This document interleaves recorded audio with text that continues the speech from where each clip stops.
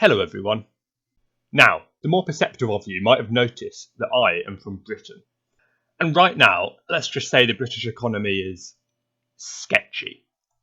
And because of this, people are trying to make do. Some are doing some soup deliveries. Some are vacating their job positions. And some are mortgaging their properties. I mean, it is their personal property. It's not like anyone would ever mortgage an entire country. Right? Meet King Theodore of Corsica. Born Freiherr Theodor Stephan von Neuhoff to some minor German nobility, he thought for some reason that the best course of action was to join the French army. So after a little bit of shooting, he decides to move to Paris to chillax a little and gamble away all his money. After prison some bars, he starts to gamble away his money, until it's all gone. Consider this some foreshadowing.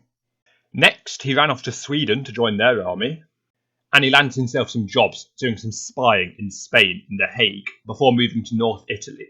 And here he is contacted by some Corsican rebels and accepted their request to help them. See, Corsica was under Genoa at the time, and they were cheesed off about it. And that's about all you need to know.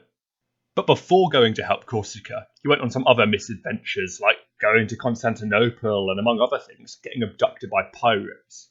Anyway, he finally shows up on Corsica in March 1736 and just starts telling people of his adventures. Yeah, dude, I've met pirates. Yeah, Swedish Easter in 8 years is going to be crazy. But back in those days, all the cool kids were kingdoms, and Corsica wanted in, so Theo was declared a king. Before he could be coronated, they needed cannons, so some village folk dragged cannons across the island for 5 days. The coronation was crazy. Wait, wrong video. The next morning he started dishing out orders from his bed and started appointing people to certain ranks and splashing the cash. Consider this even more foreshadowing.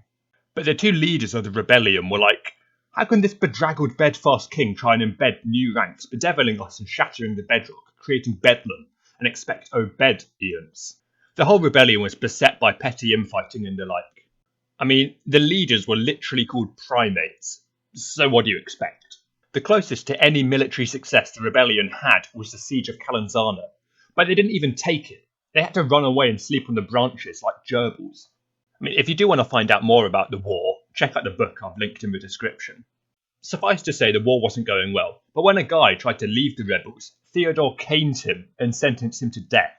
But at the same time, he saw the writing on the wall, so he left in November and ran off to Amsterdam to look for allies, where he was arrested for debt. This is foreshadowing.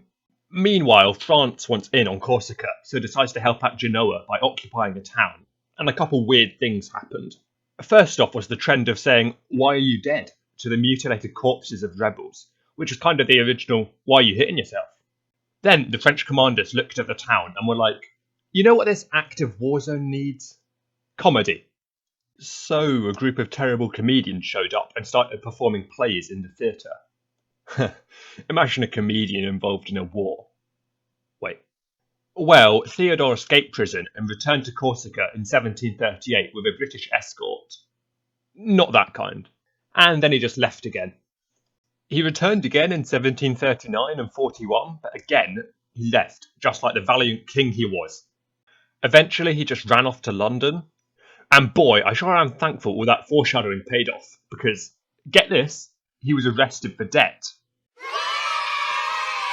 Yeah, he was arrested for a few years and declared bankruptcy. And he really needed to pay his creditors. So he literally mortgaged the kingdom of Corsica.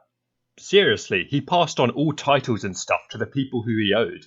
Upon release, Theodore lived the rest of his life mooching off wealthy aristocrats who thought it'd be a good party item. Yo, I used to be a king. Why are you turning away from me? Until one day, he died. His legacy lived on as he was featured in a book written by a guy you might have heard of, Voltaire. And one of his moochees, Horace Walpole, wrote these words. The grave great teacher to a level brings heroes and beggars, galley slaves and kings. But Theodore this mortal learned ere dead. Fate poured its lessons on his living head, bestowed a kingdom, but denied him bread. Sorry, that last line gets me rather emotional. I can only hope some rich fellow would write similarly about me when I die. Something like this. Oh Beast Tank 1, no Beast Tank 1, you are so very fun. Oh Beast Tank 1, no Beast Tank 1, why do you run? Oh Beast Tank 1, no Beast Tank 1, radiant as the sun.